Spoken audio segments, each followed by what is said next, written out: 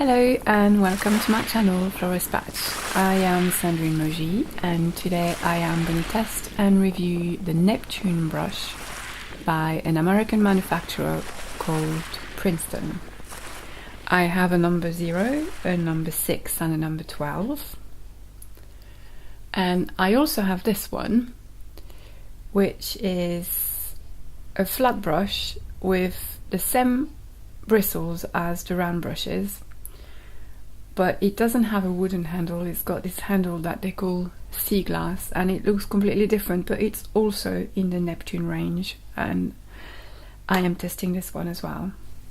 So I am going to start with some wet in wet work because that's the main watercolor technique and because it's something that I use a lot when I paint in watercolor. So I'm using my sea glass Neptune. I call it my Mermaid brush.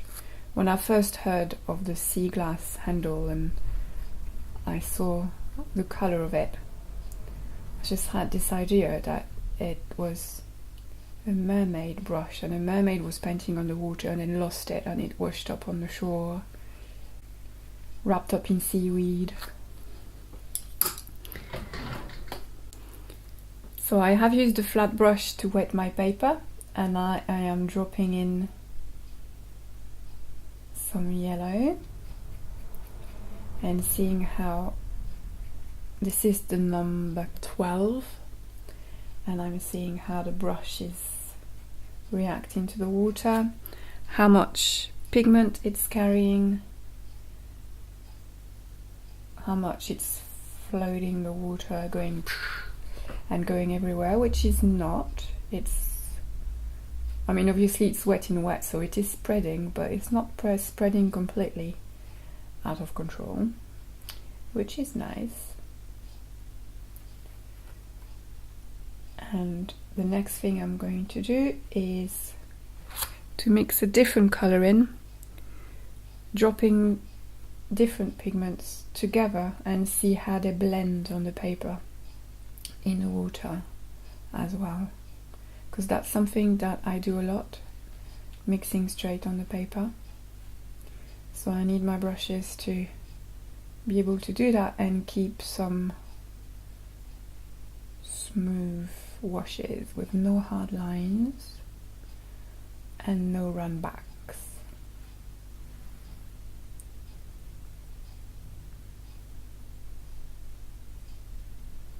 So it's carrying a lot of water, so you can see I have some water pooling at the bottom here. So I need to take that off. It's also quite absorbent, so it's quite easy to take it off, because if I'm not careful I'm gonna get some run backs over here, which is not pretty. While it's wet, I'm lifting a bit of a highlight here by wiggling the brush, so you can see it's lifting very well. Bit of reflected light on the bottom. And now I am going to let that dry and see, when it's dry we'll have a look and see how the washes are looking. Right, I've left it 20 minutes, so the washes are now completely dry, and as you can see it's all smooth, there's no hard line, there's no run back. I like the way the colours have blended together. So I'm pleased. The brush was pleasant to work with and I like the results. So now we're gonna go for a bit of extreme dry brush work to see how it performs when I give it a little bit more of a hard time. The quince here was painted wet in wet so far with the Neptune, and I like the results, and the transition between the different colors that I dropped in has worked well.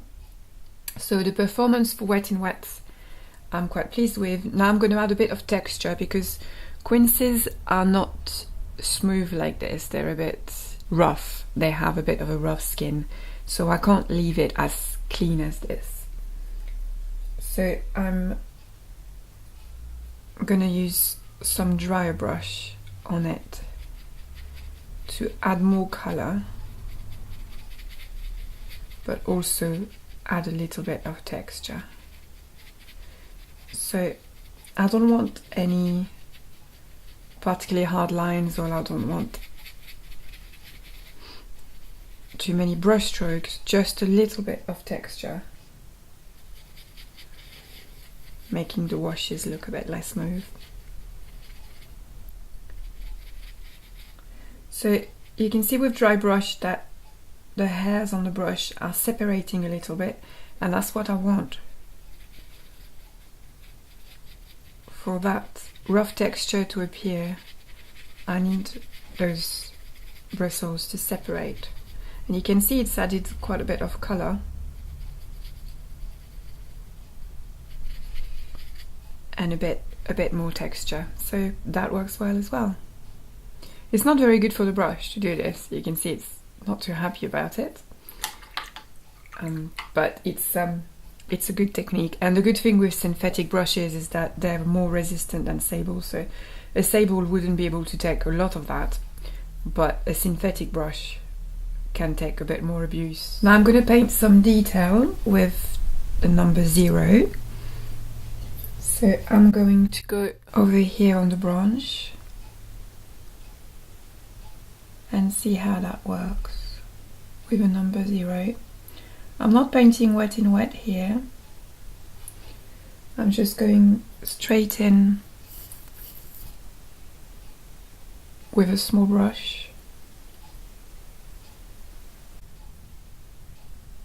I want to go quite dark in there underneath his claws, but I also want to be able to lift.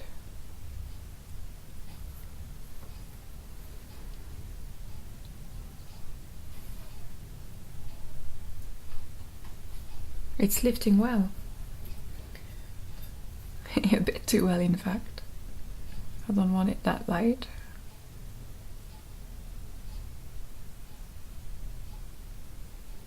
That's better.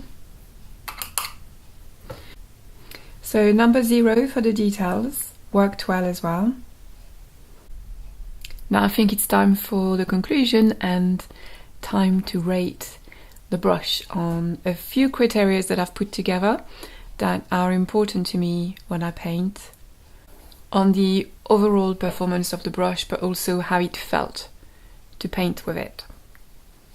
I have a list of 20 criteria that I use to mark the brushes that I test, but for the purpose of these videos I have gone down to 10 so that it doesn't take me 3 hours to take you through them.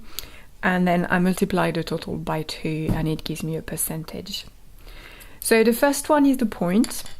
It's very important, even on big brushes, to have a good point, because this is what you use for the details and the little corners in the leaves and the veins and everything.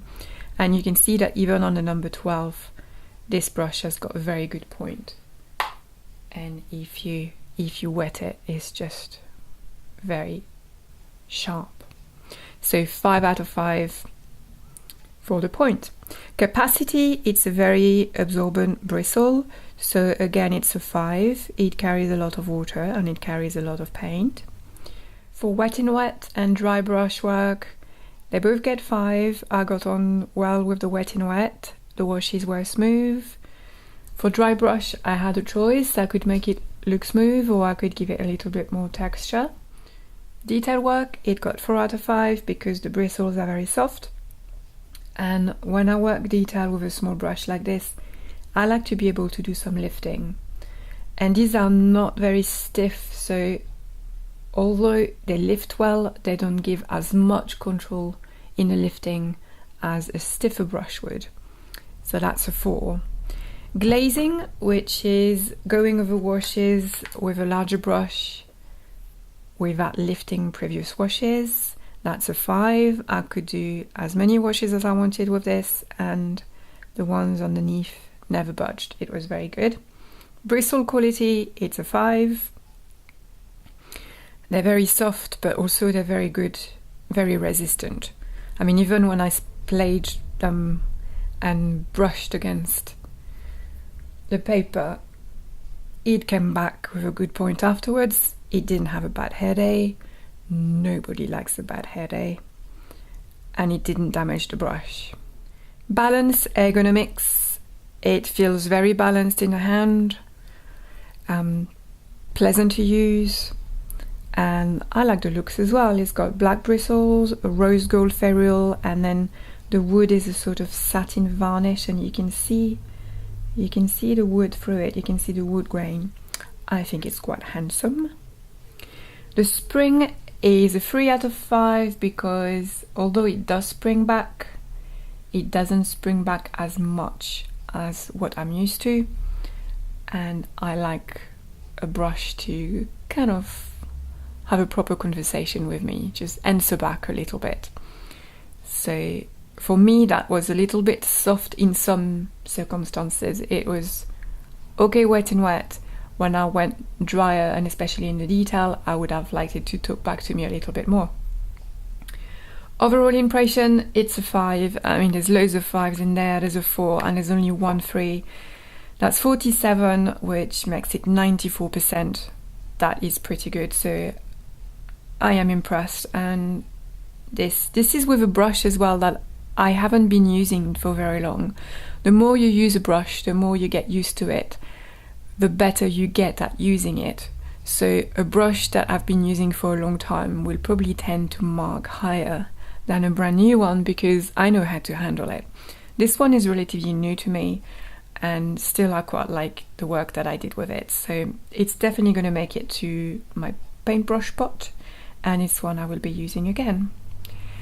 Price wise, a size 4 at the moment in the UK on the Jackson's website is at $7.25, which is on the higher end of synthetic brushes, but still very reasonable and still way cheaper than a sable, and in my opinion performs better than a sable. That's it for today. Thank you for watching my video. I hope you enjoyed it. Please leave some comments below. I always like to hear from you. Have you tried the Neptune? How did you get on with it? Let me know. I wish you happy painting and hoping to see you soon on another Florist Patch video. Thank you. Bye.